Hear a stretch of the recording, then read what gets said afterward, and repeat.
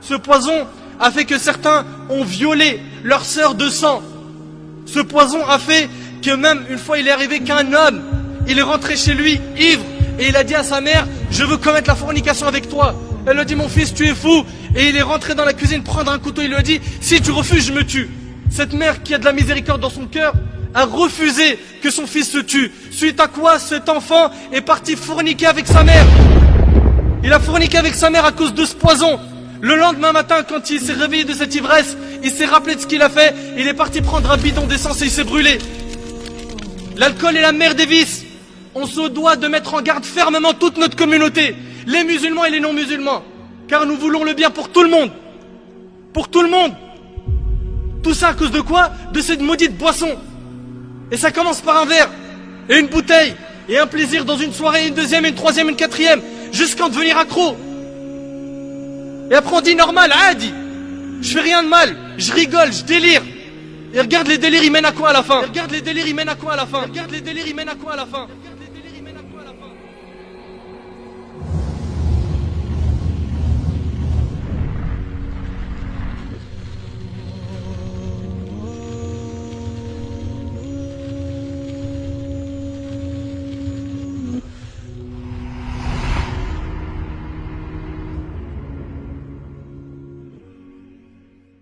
Tu vas aller vendre dehors, là, dans la rue? Non, je vais pas le vendre, moi. Tu vas aller faire quoi? Je vais aller le donner aux petits et les petits vont le détailler dans la rue. C'est quoi que t'appelles les petits? Les microbes. Les microbes. Les microbes. C'est qui? C'est des jeunes? Non, mais c'est des... Nous, on est des virus. Et c'est des microbes. Nous, on est des virus. Et c'est des microbes. Nous, on est des virus. Et c'est des microbes. Trop facile aujourd'hui de se procurer une bouteille de Sky, une barrette de shit, une dose d'héro, un rail de coke. Combien de quartiers sont des McDrive de la drogue, ouverts jour et nuit? Tu t'arrêtes et en quelques minutes on te livre ce que tu veux. Wallahi, des fois même avec l'apparence souna on t'arrête. Je suis déjà rentré dans une cité où je rentre pour chercher quelqu'un et je vois quelqu'un me dit, excuse-moi frère, tu cherches quelque chose? Tu veux chose qu'elle? Il me dit comme ça, tu veux chose qu'elle? Subhanallah, sans limite. Sans limite. Beaucoup de jeunes grandissent dans ces quartiers et ils voient leur grand frère, leur cousin qui a une belle vie. Il bosse pas, il se réveille tous les jours à 14h et il est tout le temps bien habillé. Hugo Boss, Louis Vuitton, des chaussures de luxe, grosse voiture, les lunettes, je te parle pas, Fred, Cartier, Boucheron, Ray-Ban. Il est tout le temps accompagné d'une femme. Alors ce jeune qui voit les gens dans son quartier vivre dans ce confort, il se dit bah pourquoi pas moi? Pourquoi ne pas faire comme lui? Pourquoi ne pas chercher à lui ressembler pour vivre une vie pleine de joie et de bonheur? Selon lui, il pense que c'est une vie pleine de joie et de bonheur, alors que c'est une vie de risque et c'est une vie très très dure et amère.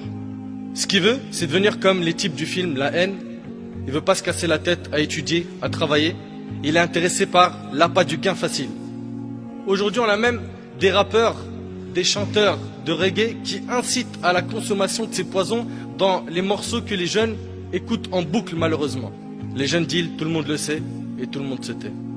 Beaucoup de jeunes sont tombés dans ce piège et cela a occasionné beaucoup de problèmes dans les familles, avec la justice. Beaucoup de jeunes musulmans sont en prison.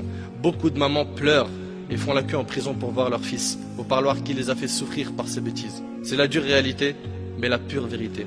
Et Allah tabarak wa ta'ala a dit dans Sourate Al-Baqarah, Sourate 2, versets 11 et 12, écoute bien ce qu'Allah tabarak wa ta'ala dit, وَإِذَا قِيلَ لَهُمْ لَا تُفْسِدُوا فِي الْأَرْضِ قَالُوا إِنَّمَا نَحْنُ مُصْلِحُونَ أَلَا إِنَّهُمْ هُمُ الْمُفْسِدُونَ وَلَكِنْ لَا يَشْعُرُونَ. Et quand on leur dit, ne semez pas la corruption sur la terre, écoute ce qu'Allah dit, ouvre-moi ton cœur et accueille ces paroles. Et quand on leur dit, ne semez pas la corruption sur la terre, ils disent, au contraire, nous ne sommes que des réformateurs. Des réformateurs. Certes, ce sont eux les véritables corrupteurs, mais ils ne s'en rendent pas compte.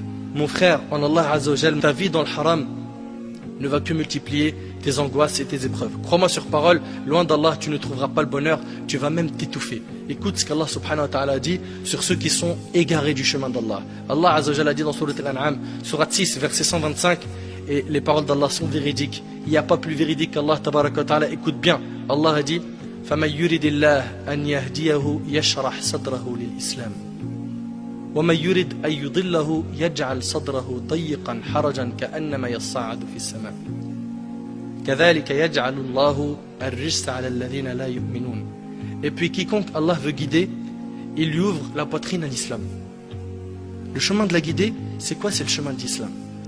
Et quiconque il veut égarer, on parle ici d'Allah Azzawajal, il rend sa poitrine étroite et gênée, comme s'il s'efforçait de monter au ciel. Allahu Akbar, regarde l'image. Allah Azzawajal, il dit que celui qui est égaré du chemin d'Allah, t'as vu quand tu montes en altitude, ceux qui ont fait de la montagne, qui ont fait des randonnées, qui sont montés en altitude, vous remarquez qu'on arrive de moins en moins à respirer. Quand on se dirige vers le ciel, on monte, on monte, on monte, on respire de moins en moins. Et bien Allah Tabaraka Ta'ala, il dit, et quiconque il veut égarer, il rend sa poitrine étroite et gênée, comme s'il s'efforçait de monter au ciel. C'est-à-dire que si tu es loin du chemin d'Allah, tu étoufferas. Tu seras jamais heureux.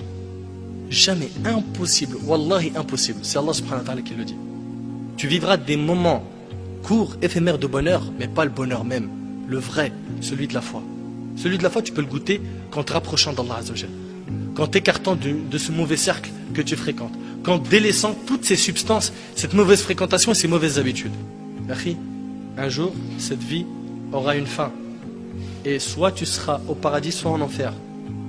Et pour une éternité. Soit de ceux qui seront gagnants le jour du jugement.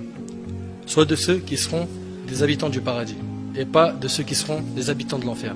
Et prends garde à ne pas suivre les pas du diable. Qui au final, ce diable-là se désavouera de toi le jour du jugement. Taïeb.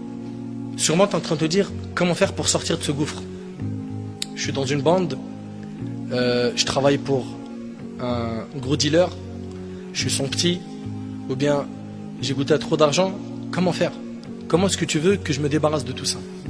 Premièrement, commence déjà par reconnaître que ce que tu as fait, c'est un grand péché et que ça mérite un repentir. Ça, c'est la première chose. Parce que tu ne pourras jamais te repentir si tu ne reconnais pas que ce que tu as fait, c'est super grave. Deuxièmement, le repentir sincère. Le repentir sincère, ses conditions sont au nombre de 4. 1. Le regret. Tu dois regretter, tu dois être sincère dans ton regret. À chaque fois que tu penses à ce péché, tu dis « j'ai fait une énormité ».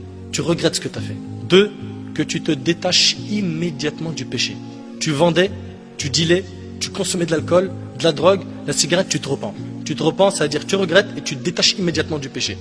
Parce que continuer à faire le péché et dire « je me suis repenti », il est où ton repentir? 3.